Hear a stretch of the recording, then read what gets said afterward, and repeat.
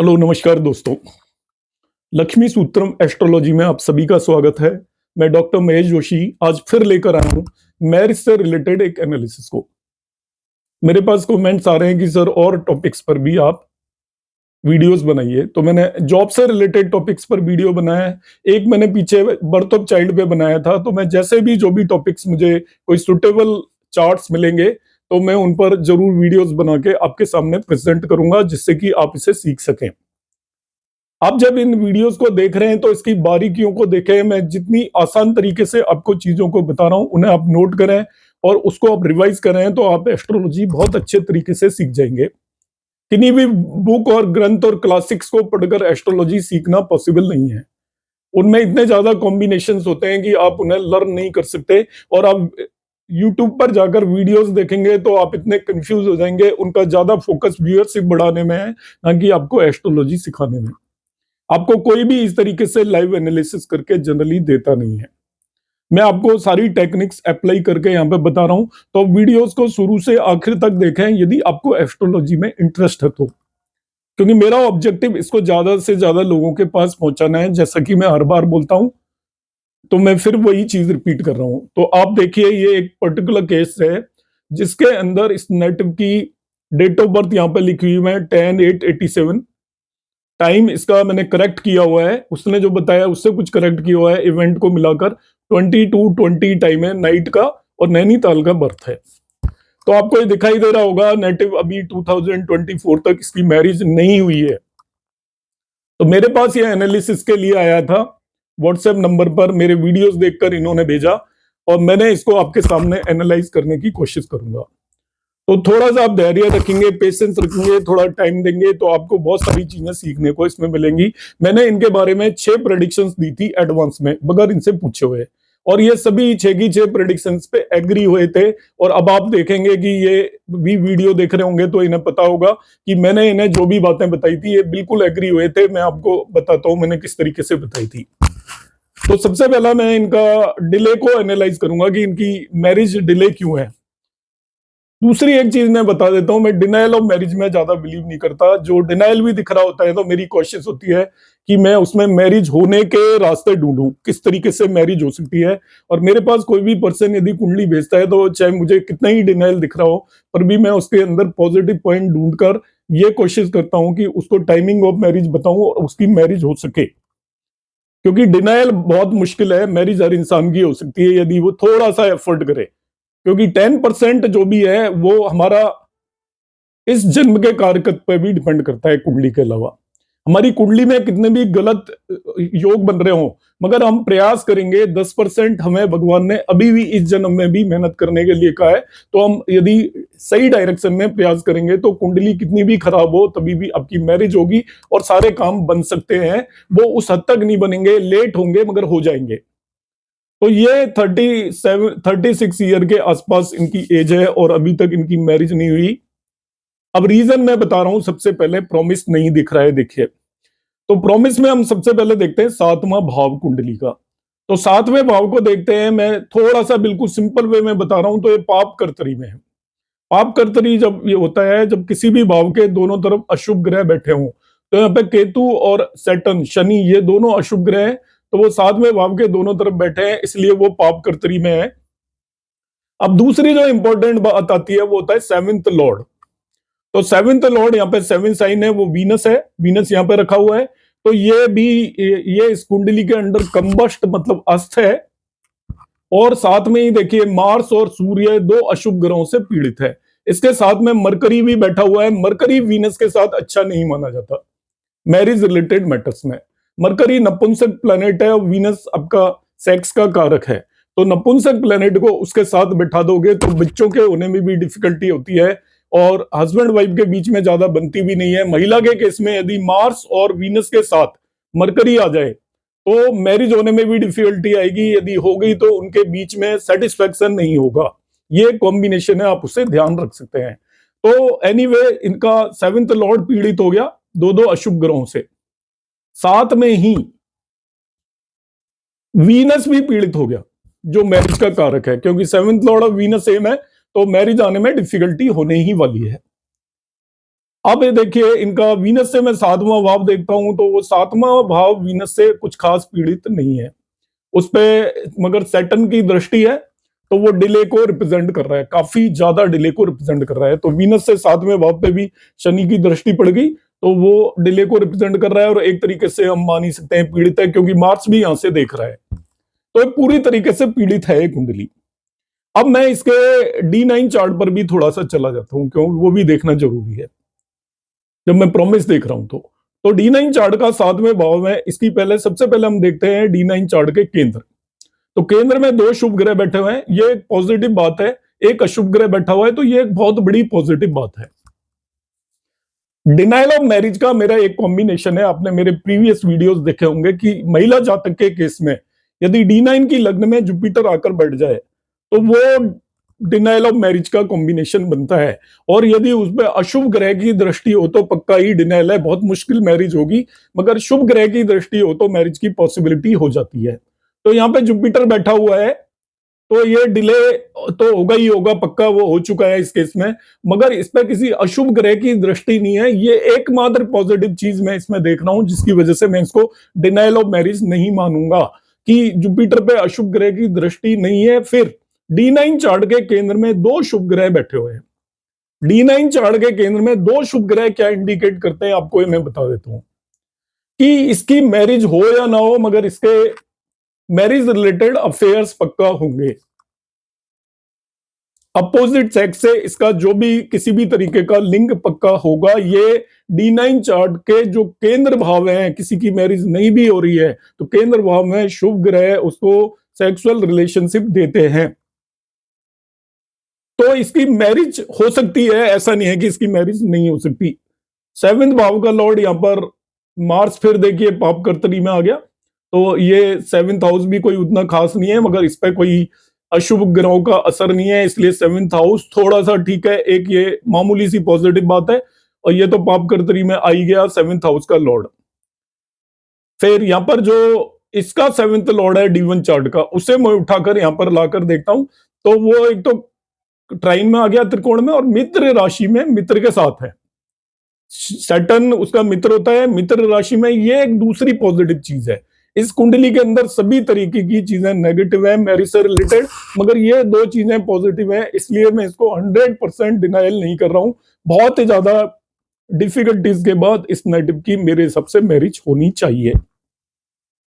अब मैं एक और कॉम्बिनेशन इस कुंडली में आपको बताऊंगा, लव मैरिज या लव अफेयर से रिलेटेड।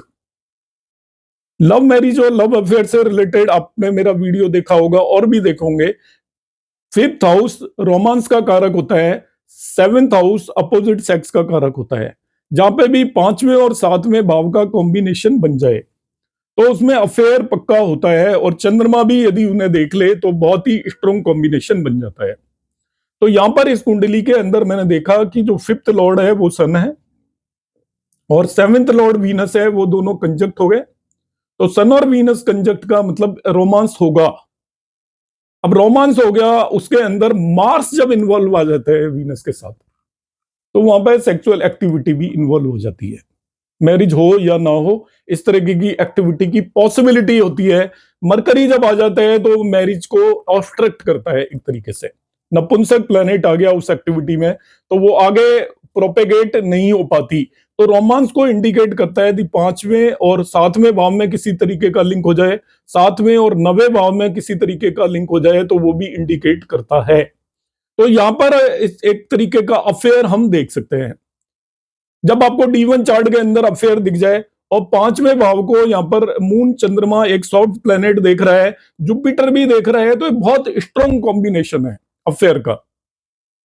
सभी शुभ ग्रह पांचवें भाव को देख रहे हैं, तो रोमांस का भाव है, संतान का भाव है। तो संतान के लिए मैं इसलिए नहीं इसको एनालाइज कर रहा हूं, क्योंकि संतान की बात तो तभी होगी जब मैरिज हो जाएगी। जब नेटिव की मैरिज नहीं हुई तो मुझे पांचवें भाव को रोमांस से देखना है। तो देखिए कितने स्ट्रॉन्ग कॉम्बिनेशन है। चंद्रमा देख रहा है पांचवें भाव को, जुपिटर देख रहा है पांचवें भाव को, पांचवें और सातवें भाव का यहाँ पर कंजंक्शन हो रहा है, युति हो रही है।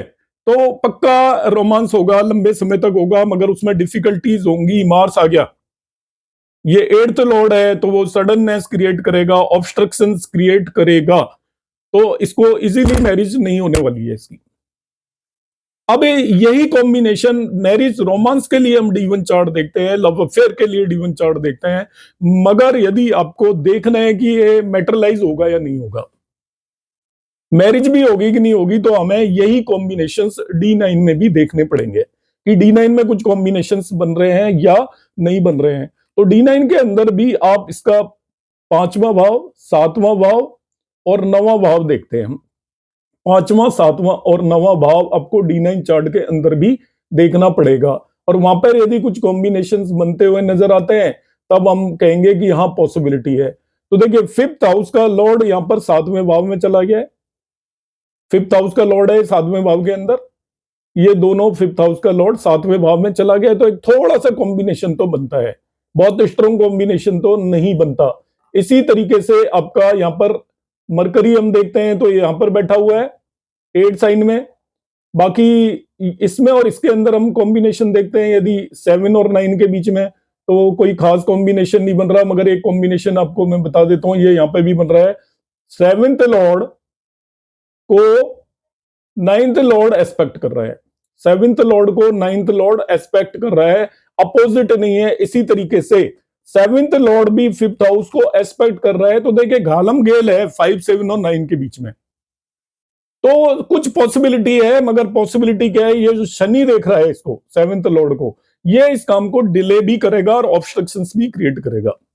सैटर्न क्योंकि ऑब्स्ट्रक्शंस और डिले का कारक होता है, तो इस रिलेशन में मैरिज की संभावनाएं बन रही हैं, क्योंकि D9 चार्ट के अंदर भी 5वें, 7वें और 9वें भाव के बीच में किसी न किसी तरीके का कॉम्बिनेशन बनता हुआ नजर आ रहा है। बहुत डायरेक्ट कॉम्बिनेशन नहीं है, मगर उनके लॉर्ड्स एक दूसरे को कुछ ना कुछ हद तक इन्फ्लुएंस कर रहे हैं कि 5वें भाव का स्वामी 7वें में चला गया, 7वें भाव के स्वामी को 9वें भाव का स्वामी देख रहा है, तो एक कॉम्बिनेशन हो गया। देखिए, एक तरीके की सीरीज बन गई कि 5th लॉर्ड इन 7th हाउस, और 7th हाउस का जो लॉर्ड है उसको 9th हाउस का लॉर्ड देख रहा है। 9th भी रोमांस को रिप्रेजेंट करता है, 5th भी रोमांस को रिप्रेजेंट करता है भावत भावम थ्योरी के हिसाब से।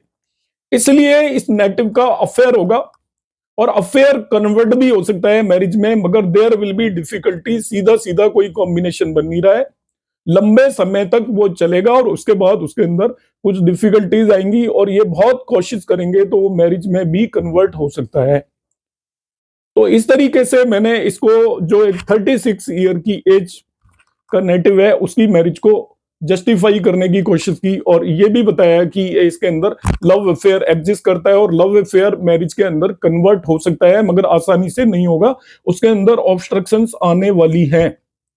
अब मैं इसको बताता हूं कि मैरिज कब हो सकती है, तो मैंने क्यों कहा मैरिज हो सकती है। तो सबसे पहला मैं ट्रांजिट रूल लगाऊंगा नाड़ी टेक्नोलॉजी का, नाड़ी एस्ट्रोलॉजी का, जो मैंने ऑलरेडी बता रखा है। महिला जातक या फीमेल नेटिव के केस में हम मार्स को हस्बैंड का कारक मानते हैं, यहां पर मार्स है, तो मार्स से जब भी जुपिटर की पोजीशन हम देखेंगे प्रोग्रेशन में, जहां मार्स है उस हाउस को मार्क कर लेंगे, उससे 5वां 1 2 3 4 5 उसको मार्क कर लेंगे, उससे 7वां और उससे 9वां भाव मार्क कर लेंगे। इन भावों में जब भी जुपिटर का प्रोग्रेशन होगा तब इन नेटिव की मैरिज हो सकती है। अब जुपिटर का प्रोग्रेशन का फॉर्मूला, जुपिटर कुंडली में जिस भी भाव में हो 12 साल के बाद उसी भाव में लौट के आ जाता है, तो 12 साल में यहां पे आ जाएगा जुपिटर, 24 साल में भी यहां पे आ जाएगा, और 36वें साल में भी यहां पर आ जाएगा। तो इस नेटिव की जो मैरिज है वो कब कब होनी है, जब जुपिटर इस भाव में हो, इस भाव में हो, इस भाव में हो, इस भाव में हो। तो यहां पर इस भाव में जुपिटर आएगा 1 2 3 4 5 ईयर में, इसके बाद 12 ऐड कर दो 17 ईयर में, फिर 12 ऐड कर दो 29 ईयर में, तो 29 से तो इनकी एज क्रॉस हो चुकी है। तो इसके बाद में 30 31 32 33 34 35 36 37 37th ईयर के अंदर इनकी मैरिज हो सकती है। ये मैंने कैलकुलेट किया, 37th ईयर के अंदर इस नेटिव की मैरिज हो सकती है, क्योंकि देखिए जुपिटर यहां पर आएगा आपका, यहां पर जुपिटर, सॉरी मैं गलत कैलकुलेशन कर गया, मैं अपने आप को यहीं करेक्ट कर रहा हूं कि जुपिटर 12 ईयर के बाद यहां पर आएगा, 24 ईयर के बाद यहां पर आएगा, और 36 ईयर के बाद भी यहां पर आएगा। मगर मार्स से जब देखूंगा तो मार्स से 5वां भाव, 7वां भाव और 9वें भाव के अंदर जब भी जुपिटर प्रोग्रेशन में ट्रांजिट करेगा तब इसकी मैरिज होगी। तो यहाँ पे 36 ईयर होगा, वो करेक्ट बोल रहा हूं मैं। तो 36 ईयर में इसकी मैरिज होगी। तो इसकी एज अभी करीब करीब 36 ईयर क्रॉस हो चुकी है, 37 ईयर चल रही है।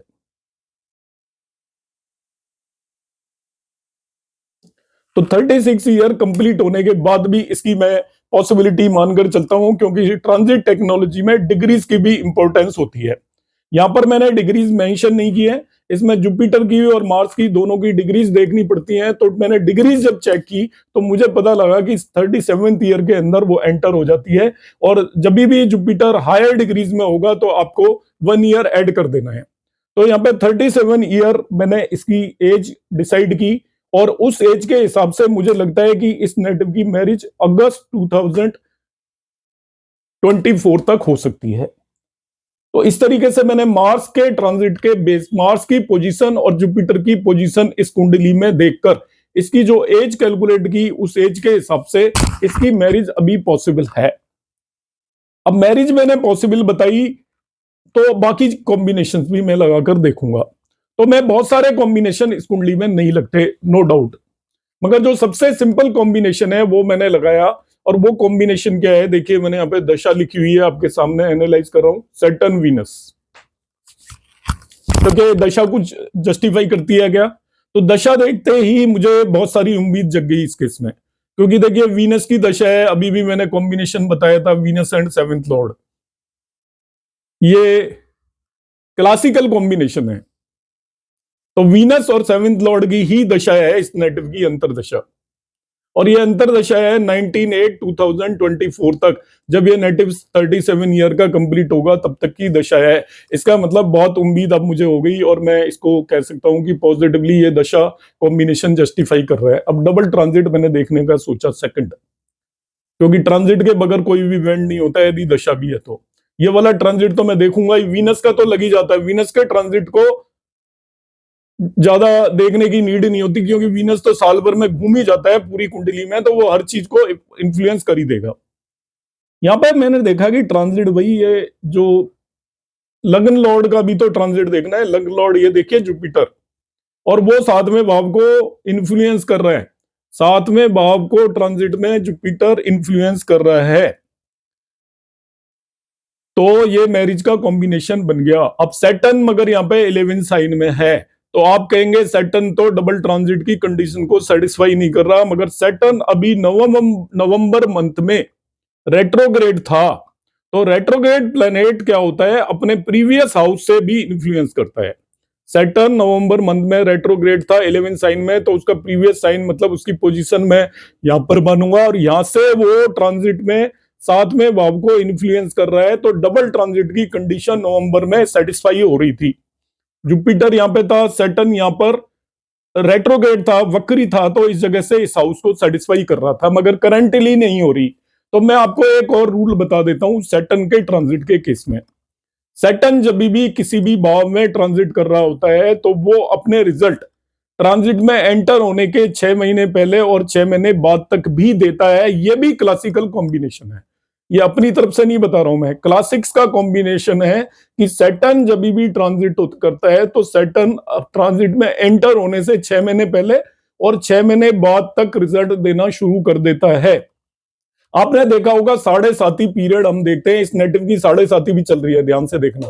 तो 7.5 पीरियड हम क्या करते हैं, सैटर्न उससे प्रीवियस भाव में आता है तभी शुरू हो जाता है और अगले भाव तक रहता है। उसका रीजन आपको मालूम है, उसका रीजन यही है कि शनि देव जब भी किसी भी भाव में एंटर होते हैं उससे पहले ही, उससे प्रीवियस भाव से ही उस भाव को इन्फ्लुएंस करना शुरू कर देते हैं, और जब अगले भाव में एंटर होते हैं तब तक इन्फ्लुएंस कर रहे हैं। ये एक बहुत इंपॉर्टेंट ज्योतिष सूत्र है जो आपको ध्यान रखना है एस्ट्रोलॉजी में, अदरवाइज आप कॉम्बिनेशन नहीं लगा पाएंगे। तो नवंबर में वो यहां था, तो वो अभी कर सकता है, 4-5 महीने तक उसका इन्फ्लुएंस रहेगा, तो इस नेटिव की मैरिज हो सकती है। इसलिए ये पहली कंडीशन मैंने लगाकर देख ली। वीनस का ट्रांजिट की जो कंडीशन है, तो वीनस तो कर ही देता है, या वीनस है तो वो यहां पर मैंने देखा है कि वो 12 साइन में एंटर होगा मार्च 2024 को, यहां पर 12 साइन में आएगा। मार्च 2024 को 12 साइन के अंदर वो एंटर हो जाएगा आपका 31 मार्च 2024 को इस जगह पर। तो इस जगह पर वीनस आएगा, 12th हाउस के अंदर आएगा, इसके बाद वो एरीज साइन में चला जाएगा। तो वो सारी कंडीशन वीनस तो अपना आप ही सेटिस्फाई कर देता है, क्योंकि ये 1 मंथ से ज्यादा रहता नहीं है, इसलिए वीनस के ट्रांजिट की कोई खास बात नहीं होती। यदि आपकी दशा ठीक है तो वो ये सारी चीजें करेगा। अब मैं बात करता हूं अगले कॉम्बिनेशन की।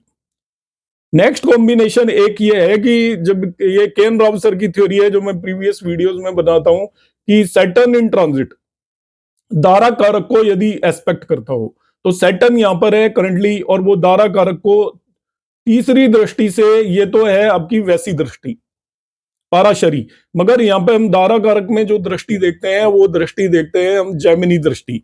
तो ये स्थिर राशि है सैटर्न जहां पर है, और दारा कारक यहाँ पर ये चर राशि में बैठा हुआ है, तो तीसरी दृष्टि से इसे एस्पेक्ट कर रहा है, तो ये भी कंडीशन दारा कारक वाली भी सेटिस्फाई हो जाती है। अब इसके बाद मैंने इस नेटिव का विवाह संयम भी निकालने की कोशिश की। तो विवाह संयम मैंने निकाला था, मैं यहाँ पे नोट करना भूल गया हूं। तो विवाह संयम को भी यदि इन्फ्लुएंस कर देता है तभी भी वो कंडीशन हो जाती है, मगर विवाह संयम इसका एक्चुअली 8 साइन में है, तो उसको जुपिटर अभी एस्पेक्ट नहीं कर रहा है, तो वो कंडीशन सेटिस्फाई यहाँ पर नहीं हो रही है। अब मैं शनि के ट्रांजिट की और जो एक फॉर्मूला जो मैं जनरली डिस्कस करता हूं वो मैं यहाँ पर बताता हूं। सैटर्न इन ट्रांजिट यदि इन्फ्लुएंस करे किसको, उपपद लग्न या उपपद लग्न लॉर्ड को, या वो इन्फ्लुएंस कर जाए नेटल सैटर्न को। दूसरा कॉम्बिनेशन आपके मेरे प्रीवियस वीडियोस देखे होंगे तो आपको पता ही होगा, अभी भी नोट कर लें, उपपद लग्न लॉर्ड को, या उनसे ट्राइन में चला जाए उपपद लग्न लॉर्ड से 1-5-9 में, या वो नेटल सैटर्न या नेटल मार्स को इन्फ्लुएंस कर जाए। ये 4 कॉम्बिनेशन है, इनमें जितने ज्यादा कॉम्बिनेशन लगेंगे उतनी ज्यादा मैरिज की पॉसिबिलिटी होगी। अब यहाँ पे वो 11 साइन में ट्रांजिट कर रहा है, तो देखिए 1 2 3 वो 12 11 10 10वीं दृष्टि से वो नेटल सैटर्न को इन्फ्लुएंस कर रहा है। ये केवल एक ही कॉम्बिनेशन लगा है, तो ये बहुत ज्यादा स्ट्रॉन्ग नहीं लग पाया। अब मैं जुपिटर का ट्रांजिट देखता हूं। तो जुपिटर के ट्रांजिट की कंडीशन क्या है। जुपिटर इन ट्रांजिट पहली कंडीशन है वो इन्फ्लुएंस करे पद लग्न, आरूढ़ लग्न या आरूढ़ लग्न लॉर्ड को। तो जुपिटर यहाँ पे ट्रांजिट कर रहा है, तो आरूढ़ लग्न ये रही, पद लग्न को ये आरूढ़ लग्न बोलते हैं, तो आरूढ़ लग्न को इन्फ्लुएंस कर रहा है, ये कंडीशन सेटिस्फाई होगी। जुपिटर के ट्रांजिट की दूसरी कंडीशन है, आप नोट कर लें, आपने प्रीवियस वीडियोस में नोट किए होंगे, मैंने इस पर अलग से वीडियो बना रखा है। जुपिटर के ट्रांजिट की दूसरी कंडीशन है वो आरूढ़ लग्न 7th हाउस या 7th लॉर्ड को इन्फ्लुएंस करे। तो ये 7th हाउस को भी इन्फ्लुएंस कर रहा है इन ट्रांजिट। जुपिटर एक्चुअली यही ट्रांजिट कर रहा है करंटली, तो 7th हाउस को भी इन्फ्लुएंस कर रहा है, इसलिए भी ये मैरिज की ये कंडीशन भी सेटिस्फाई हो जाती है। इसमें जो एक मेरी 4 प्लेनेट की ट्रांजिट की कंडीशन में अप्लाई करता हूं वो इस कुंडली पर नहीं लगती, तो उसको मैं यहां पर छोड़ देता हूं, वो टेक्निक नहीं लग रही है। सभी टेक्निक सभी कुंडलियों पर कभी भी नहीं लगती। अब एक मार्स के ट्रांजिट का रूल भी हम देखेंगे। मार्स का ट्रांजिट भी यही है कि मार्स इन ट्रांजिट इन्फ्लुएंस करे उपपद लग्न लॉर्ड को। तो मार्स का ट्रांजिट लिखा है, देखा है मैंने इसके अंदर, ये 10 साइन में ट्रांजिट कर रहा है इन मार्च 2024। 10 साइन के अंदर ट्रांजिट कर रहा है मार्च 2024 में। तो 10 साइन ये रहा, तो ये हम देखते हैं उपपद लग्न ये 6 साइन में, तो ये उपपद लग्न लॉर्ड मरकरी को इन्फ्लुएंस कर रहा है, पहली कंडीशन। दूसरी कंडीशन ये नेटल मार्स को इन्फ्लुएंस करे, तो यहां से वो नेटल मार्स को भी इन्फ्लुएंस कर रहा है, तो ये दूसरी कंडीशन सेटिस्फाई होगी। तीसरी कंडीशन है वो जुपिटर या मार्स में किसी को सेटिस्फाई ट्रांजिट में इन्फ्लुएंस करे, तो यहां से वो 1 2 3 4 जुपिटर को भी कर रहा है, तो ये सारी की सारी कंडीशन मार्स भी सेटिस्फाई कर रहा है। तो इस कुंडली के अंदर सारी कमियां होने के बावजूद भी बहुत सारी कंडीशन आज की डेट में सेटिस्फाई होती हैं। डबल ट्रांजिट भी समवॉट सेटिस्फाई हो जाता है। तो मैंने कई कॉम्बिनेशन से आपको इसको जस्टिफाई करने की कोशिश की। एक और मैं चीज बता देता हूं, मैंने इसकी मैरिज क्यों नहीं डिनायल माना। एक नया मैं आपको फॉर्मूला बता रहा हूं। आप त्रिशांश चार्ट के अंदर जाए D30 के अंदर, यदि किसी भी नेटिव के D30 के अंदर D30 की लग्न यदि अशुभ ग्रहों के असर में हो तो उसकी बहुत डिले मैरिज होती है, और कई सारे अशुभ ग्रह इन्फ्लुएंस कर रहे हो तो वो डिनायल ऑफ मैरिज होती है। जब भी आप डिनायल करें तो D30 की लग्न को जरूर देख लें।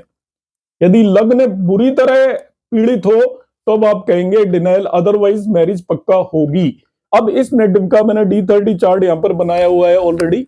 इसमें लग्न में 11 साइन है, तो लग्न को यदि मैं ध्यान से देखता हूं तो इसके अंदर जुपिटर आ गया। अब इसके तीनों चार्ट में देखिए, इसके D30 की लग्न में जुपिटर है, D9 की लग्न में जुपिटर है, और लग्न में भी जुपिटर है। सब जगह पर जुपिटर है, ये तीनों जगह ये इस नेटिव की 7th हाउस को सभी में ये एस्पेक्ट भी कर रहा है। और D30 की लग्न में जुपिटर आकर इसको मैरिज से रिलेटेड प्रॉब्लम्स क्रिएट तो होंगी, क्योंकि अदर कॉम्बिनेशंस बन रहे हैं, मगर जुपिटर इसकी मैरिज करने में हेल्प करेगा, क्योंकि मार्स उसे देख जरूर रहा है, मगर यहां पर जो जुपिटर बैठा है वो इसे बचा लेगा। इसमें यहाँ पे जुपिटर की जगह यदि शनि बैठा होता और इसे मार्स देख रहा होता तो मैं इसे डिनायल ऑफ मैरिज कंसीडर करता, मगर अब मैं इसे डिनायल ऑफ मैरिज नहीं कंसीडर करूंगा, क्योंकि D30 की लग्न में एक शुभ ग्रह बैठा हुआ है। अब मैं इसको जस्टिफाई करता हूं कि इसकी अभी मैरिज हो सकती है वो चर दशा के बेस पर। तो चर दशा कैप्रिकॉन की चल रही है, और वो 2-2 महीने में अंतर दशाएं बदलेंगी। तो यहां पर इसकी अप्रैल और मार्च में जो चर दशा होगी वो कैप्रिकॉन पाइसेस होगी।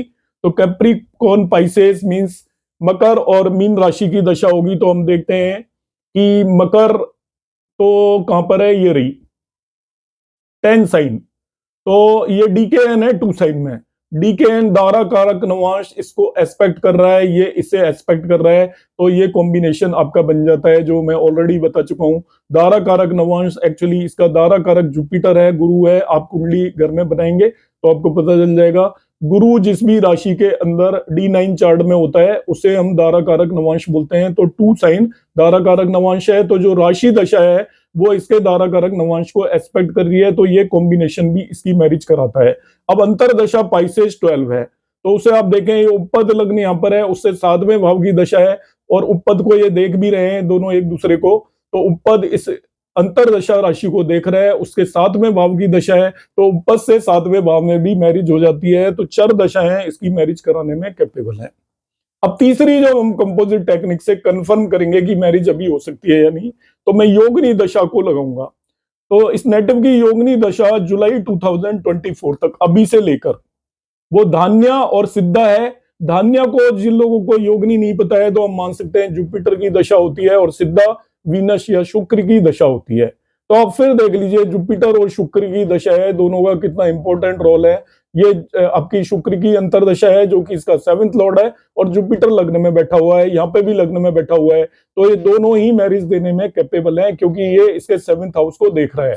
जो 7वें भाव को देखता है उसकी दशा में भी मैरिज हो सकती है, इसलिए इसकी योगिनी दशा से भी मैरिज के बहुत सारे ज्यादा इंपॉर्टेंट कॉम्बिनेशंस बन रहे हैं।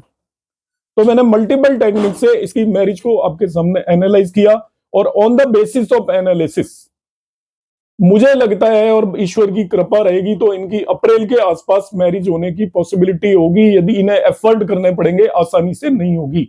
और लव मैरिज की भी पॉसिबिलिटी है, जिनसे इनका कोई भी यदि अफेयर या कुछ है तो उनको ये कन्विंस करें और कोशिश करें। कुछ अपने से बड़े लोगों का इसमें इन्वॉल्वमेंट बताया है, वो बड़े लोगों का इन्वॉल्वमेंट मैं इसलिए बता रहा हूँ कि कोई गुरु फिगर, इनकी सभी चार्ट्स में जुपिटर है, तो इनकी जिंदगी के अंदर जो एल्डर्स हैं उनका बहुत इंपॉर्टेंट रोल होना चाहिए, और वो इन्हें इनकी सभी फैसलों में यदि उनका ये सजेशन लेंगे तो बड़ा काम आएगा, और उनको बीच में लेकर आएंगे तो भी काम आएगा, जैसे हम बिचौलिया वगैरह कहते हैं, उस तरीके से यदि ये इन्वॉल्व करेंगे। मैं एक और कॉम्बिनेशन बताता हूं यहाँ पर आपको एट लास्ट। वीडियो काफी लंबा हो गया है, तो वो कॉम्बिनेशन आपके काम आएगा। ये बहुत ऑब्जर्वेशन है, नाड़ी सूत्र है। जिस भी नेटिव के 6ठे भाव के अंदर केतु हो, उस नेटिव के दोनों पेरेंट्स में से एक पेरेंट की डेथ थोड़ा रिलेटिवली जल्दी हो जाती है। मतलब दोनों में से एक की तो जल्दी होगी, उसमें तो कोई डाउट ही नहीं है, मगर रिलेटिवली जल्दी हो जाती है। तो मतलब एक के कंपैरिजन में दूसरे को काफी लंबे समय तक अकेले रहना पड़ता है। ये कॉम्बिनेशन बनता है जो इन्होंने यहाँ पर मुझे एग्री किया इस बात को, क्योंकि इनके 6ठे भाव के अंदर केतु है। तो ये कॉम्बिनेशन भी मैं आपको बता देता हूं। आप अलग अलग कुंडलियों पे लगा सकते हो, मगर आप 100% मत मान लेना कि केतु 6 भाव में तो ऐसा होगा ही, पर बहुत ज्यादा पॉसिबिलिटी होती है। आपको मेरा ये वीडियो कैसा लगा, कॉम्बिनेशन कैसे लगे, आप कमेंट बॉक्स में जरूर कमेंट डालेंगे। जो भी लोग वीडियो देख रहे हैं, मैं देखता हूं कि वो जनरली कमेंट्स नहीं करते, ना कोई लाइक या डिसलाइक करते हैं। तो आप सभी से रिक्वेस्ट है कि मैं आपके सामने ये कुंडली जो भी लगा रहा हूं वो आप ही लोगों के लिए लगा रहा हूं और आपके समझाने के लिए लगा रहा हूं। तो एंड में आप एक कर्टसी से कि आपको जैसा भी लगे आप जो भी कमेंट करें, या लाइक और डिसलाइक का बटन तो आप दबा ही सकते हैं। डिसलाइक भी ज्यादा होंगे तो मुझे कोई प्रॉब्लम नहीं होगी, मैं उस तरीके के वीडियोस अपलोड नहीं करूंगा जिससे मुझे पता चल जाएगा कि लोग इन्हें पसंद नहीं कर रहे हैं। तो आप अपने व्यूज जरूर दें। नमस्कार।